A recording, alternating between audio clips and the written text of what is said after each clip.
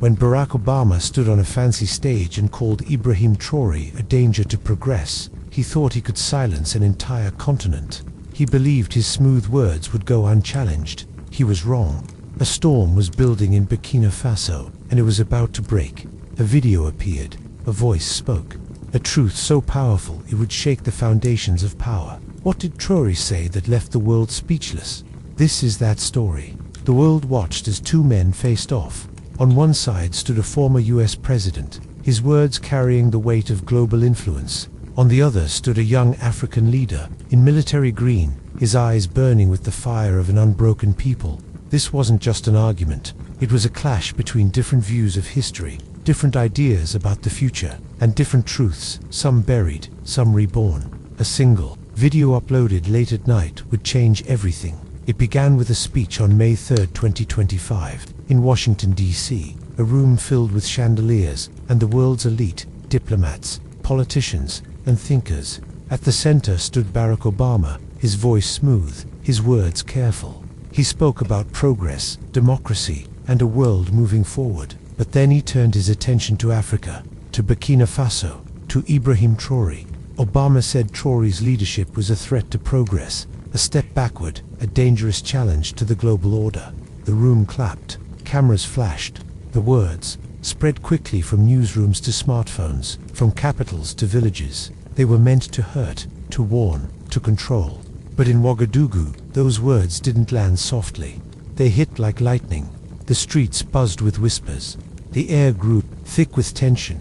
Traoré, the young captain who had risen to power on the people's demand for independence, was no stranger to criticism. He had faced empires before, France, the West, the shadows of colonial chains. But this was different. This was personal. Obama, once seen as a symbol of hope, had drawn a line in the sand. Was he speaking the truth, or was something deeper hidden in the folds of power? The people of Burkina Faso watched their screens, their faces tense, their hearts racing. A fire was lit, and it was spreading. What did Obama hope to achieve? Was he speaking for himself, or for the powerful forces behind him? The West had long cast its shadow over Africa, gripping its resources and dictating terms. Gold mines, uranium, land, the wealth of a continent taken away while its people stood in the dust. Traoré had challenged that order. He had taken control of mines, expelled foreign powers, and spoken of a Burkina Faso that answered to its own people. Was that the threat Obama feared? Or was it something else the world wasn't meant to see? For days, Traoré said nothing. The world waited, eyes fixed on Burkina Faso. Social media churned with guesses. Headlines screamed, will Traoré respond? Has Obama silenced Africa's rising star? In Washington, experts smirked, already writing about Traoré's defeat. In Paris, old colonial powers leaned forward, their whispers of influence growing louder. But in Ouagadougou, the streets told a different story. Crowds gathered, their voices rising in song. Flags waved, green, red, yellow, the colors of a nation reborn. They didn't need Traoré to speak. They knew something was coming. Silence is a weapon. It's a sharp, unseen blade. Traoré used it with skill. He didn't rush to microphones or tweet in haste. He waited, watched, and planned. In the presidential palace, aides moved with quiet urgency. Papers shuffled, screens glowed, whispers filled the air. What was he preparing? A speech, a policy, or something bolder that would turn the tables on the world stage? The suspense was unbearable. Every hour of silence felt like a drumbeat growing louder, tighter, closer to the breaking point. In the villages, elders spoke of Traoré's strength. He is like the baobab tree, they said, still in the storm but unbreakable. In the markets, women tied their headscarves tighter, their voices fierce with pride. He is ours, they said, he will not bow. In the schools, children drew pictures of their leader, his beret tilted, his eyes fierce. Burkina Faso was not just waiting, it was rising, and Traoré was its heartbeat. But silence has its cost. Doubt creeps in, questions grow. Was he shaken? Had Obama's words cut deeper than anyone knew? The world began to wonder. Allies grew restless, enemies grew bold. In the shadows, forces moved, forces that had long sought to tame Africa's fire. They saw an opening, a chance to strike. And yet Traoré's silence held. It was not weakness. It was strategy, it was power, and it was about to break. May 7th, 2025, Ouagadougou. The sun rose over a city alive with hope. The streets pulsed with energy. Radios crackled with rumors. Something was happening, something big. In a small, simple building far from the palace's grandeur, a team worked in secret. Cameras, microphones, a single laptop, its screen glowing in the dim light. Traore was there, his face calm, but his eyes bright with purpose. He wore his green beret, his military clothes pressed but worn, a symbol of a leader who stood with his people, not above them. He spoke softly to his team, his words measured, his voice steady. "This is not for me," he said. "This is for us, for Africa." What was he preparing? The world didn't know yet, but the signs were there. In the markets, vendors whispered of a message. In the mosques, religious leaders prayed for strength. In the fields, farmers looked to the horizon, gripping their tools as if ready for battle. Burkina Faso was not just a nation, it was a movement, and Traore was its voice. The suspense was electric. Social media buzzed with hashtags. Videos surfaced, grainy, raw, unpolished clips of Traore in the streets, shaking hands, listening to his people. Clips of crowds with raised fists, their voices united. The world watched, captivated. What was he planning? A speech to rival Obama's? A policy to reshape the continent? Or something bolder that would strike at the heart of the powers that had long held Africa in chains? In the capitals of the West, unease grew. Obama's speech, once seen as a triumph, now felt like a spark thrown into dry grass. Analysts scrambled to predict Traore's next move. Diplomats whispered of consequences, but they didn't understand. They couldn't. This wasn't their story. This was Africa's, and Traore was writing its next chapter. May 8th, 2025, midnight. A video appeared online. No fanfare, no announcement, just a link spreading like wildfire. It was raw, unpolished, real. The screen flickered to life, and there he was, Ibrahim Traoré. His green beret tilted, his eyes piercing the camera like a blade. He sat in a simple chair, a Burkina Faso flag behind him, its colors vivid against the stark wall. No suits, no scripts, just a man, a leader, a voice. And when he spoke, the world stopped. "Mr. Obama," he began, his voice low, steady, commanding. "You speak of progress, but whose progress? Yours or Africa's? You stand on stages built with our gold, our blood, our sweat. You speak of order, but whose order? The one that keeps us in chains." His words were not just a response, they were a reckoning. He spoke of history, of empires that carved Africa into pieces, of treaties signed in blood, of resources stolen while children starved. He spoke of Burkina Faso, a nation rising from the ashes of betrayal, a nation that would no longer kneel. But he didn't stop there. Oh no. Traore leaned forward, his voice rising, his words sharp.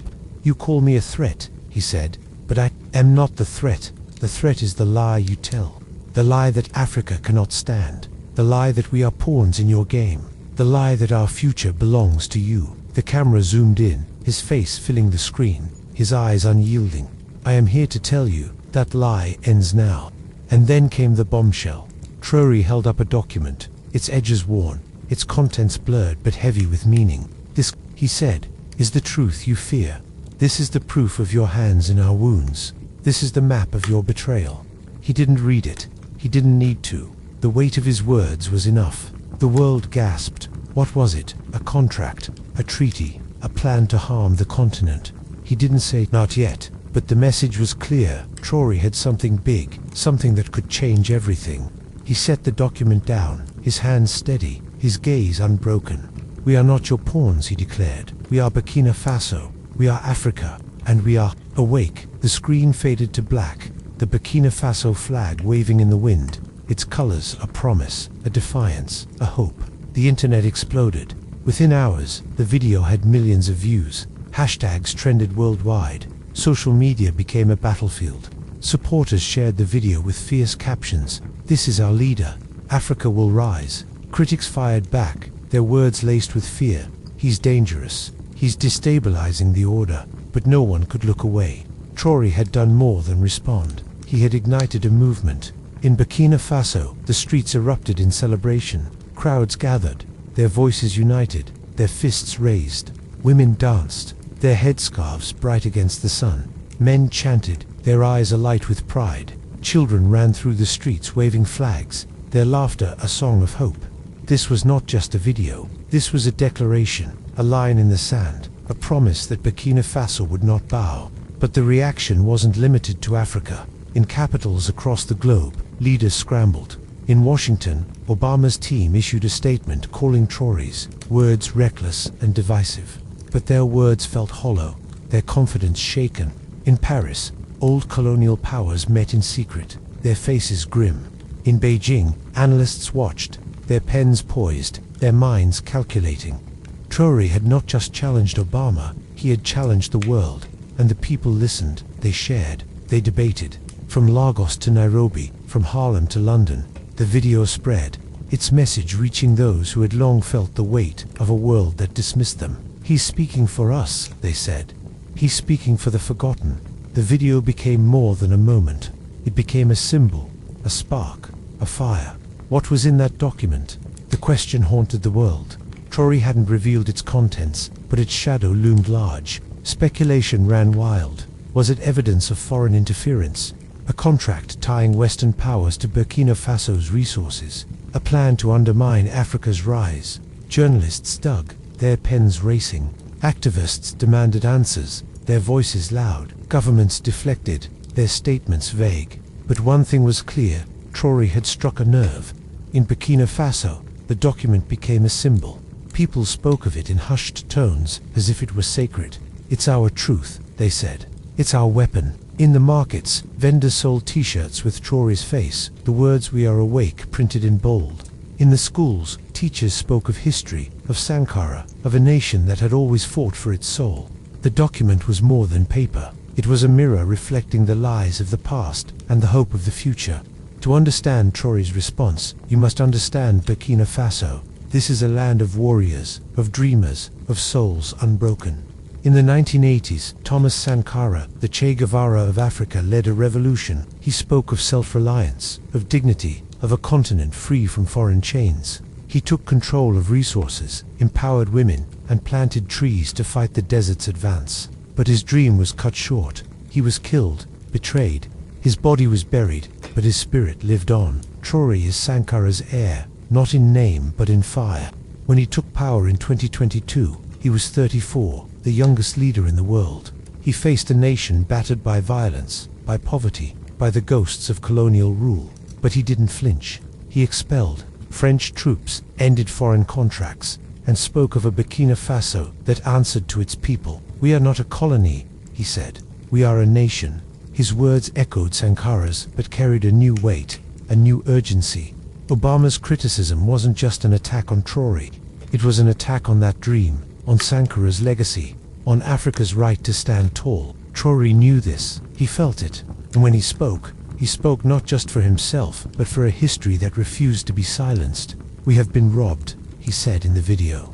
Robbed of our wealth, our dignity, our future. But we are not broken. We are awake, and we will take back what is ours. This is bigger than Burkina Faso, bigger than Traore, bigger than Obama.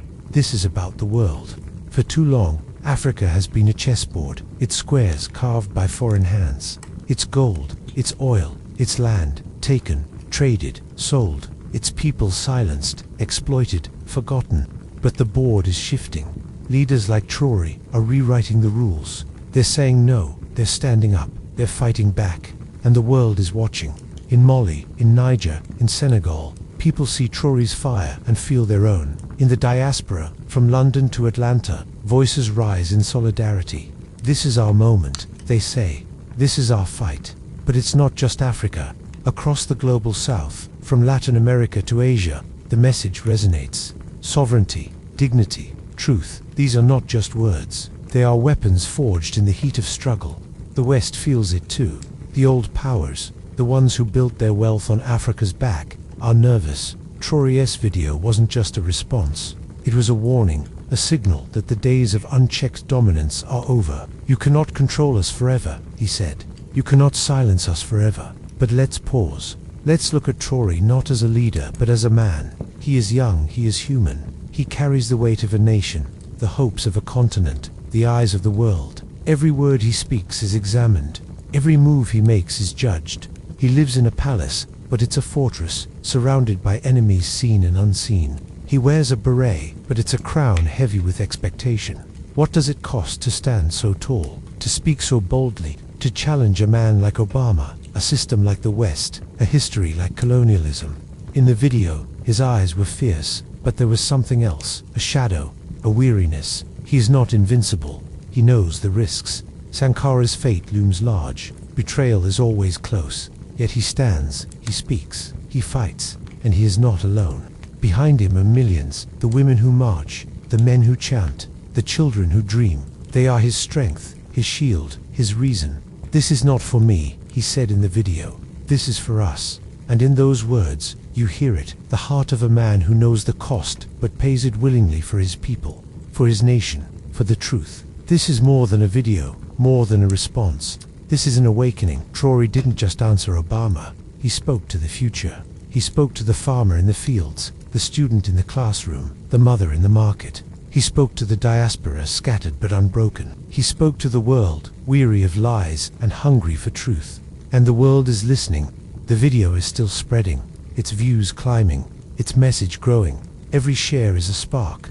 Every comment is a voice. Every heart that beats faster is a step toward change. This is not just Burkina Faso's fight. This is humanity's fight for dignity, for sovereignty, for a world where no one is a pawn. But the fight is not won, not yet. The document remains a mystery, its secrets locked away. The powers Traore challenged are not defeated. They are watching, waiting, plotting, and Traore, he is still standing, still speaking, still leading, but he cannot do it alone. This is the moment, the line in the sand, the fire in the dark.